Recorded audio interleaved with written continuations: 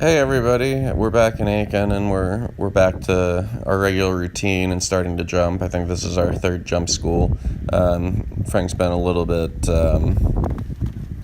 fractious and um, not jumping as well as he normally does. I'm not sure if that's because of the dressage training or if it's from having done a 3-star in the fall. Sometimes, uh, you know, it makes the event horses not jump quite as well if they've gotten that fit before. They almost jump a little bit like steeplechase horses. But Frank, being the relaxed horse he is, I'm sure it's pretty temporary. So this exercise is a canter building exercise where we set the cavalettis at 4 strides before and after this oxer, but we come through and we start by doing it on 5 strides while the jump is small. It's a good exercise for Frank. He has a little bit of a right hand drift over the jumps, so having the cavalettis before and after gives you a center point to focus on. Make sure that your approach and your away from the jump stays straight, that you're not drifting one way or the other.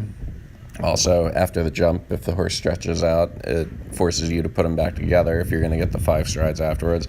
I probably actually leave this exercise up for another week because it helped the horses a lot, and you can see Frank's shape getting a little bit better as we go. And then after I do that a couple times, I come through on the 4 and then do the 5 again and just work on different distances. I thought this was the first day that he kind of settled a little bit and started to make a shape like what we're used to him doing. But apart from that, his canters have been much better than they would have been last year at the beginning of the year. So I think that is one of the advantages of having ran such a big track in the fall, is it seems to have gotten him a little bit sharper in his canter, a little bit more forward. A little more forward thinking, which is good. It's what we ultimately want if we're gonna make time around the top tracks. Is he needs to want to go and not need to be egged on constantly. So pretty excited about that, and I'm interested to see if that carries forward into the competitions. And excited to see how he does on cross country this year.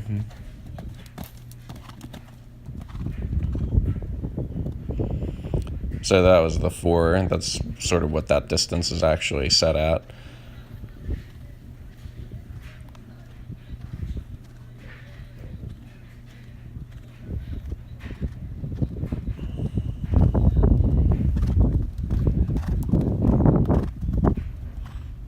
I think Frankie's the last horse to get started competing in the barn. The young horses, they've already done a little bit, and then Carrot, because he might do Kentucky, he's starting this weekend.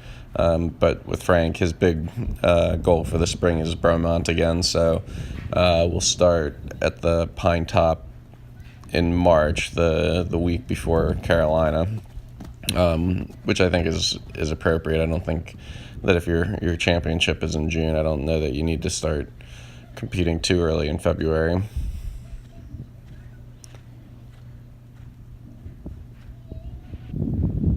I think this is the best jump that he did. I went back to doing the 5 strides.